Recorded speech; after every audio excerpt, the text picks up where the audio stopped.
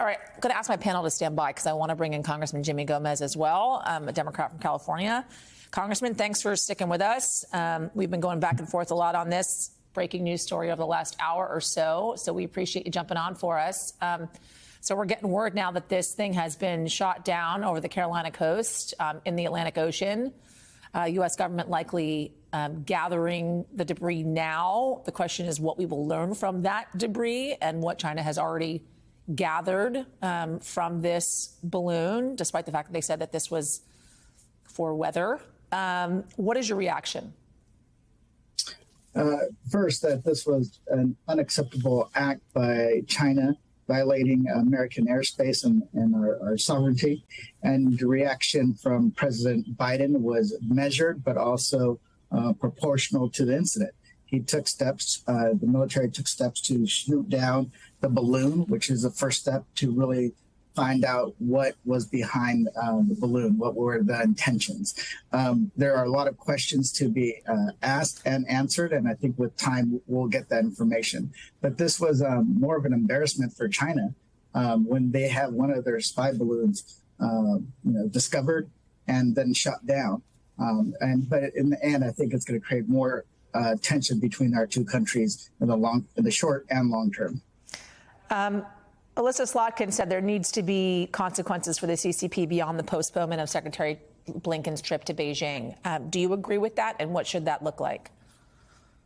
I think first we have to do an assessment of what this actually was. If it was a violation of our airspace because of malicious intent, we got to figure that out and then decide. I think a proportional response is going to be determined by the president as well as the intelligence community.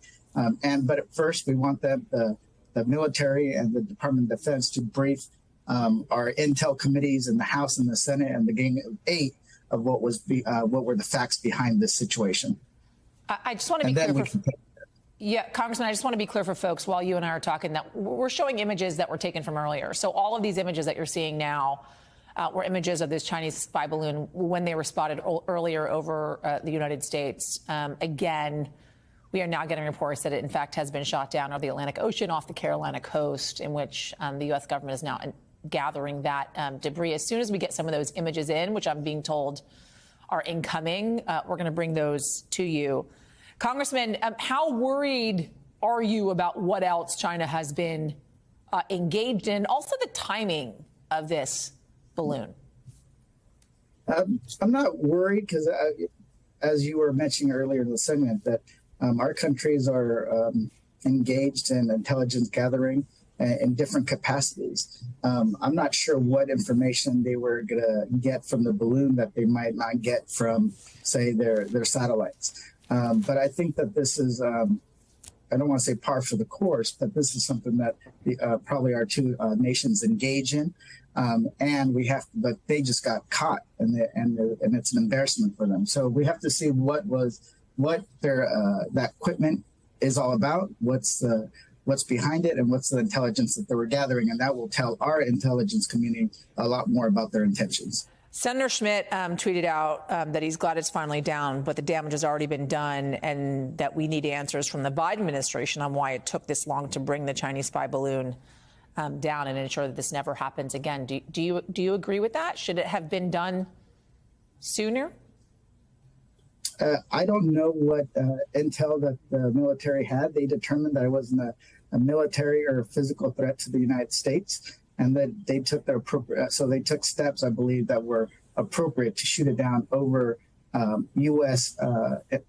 International waterways, but at the same time out of the range of any kind of civilian maybe casualties that could have occurred or anything that could have happened because of the debris. So I think they took the appropriate steps if there wasn't an immediate military or physical threat to the United States.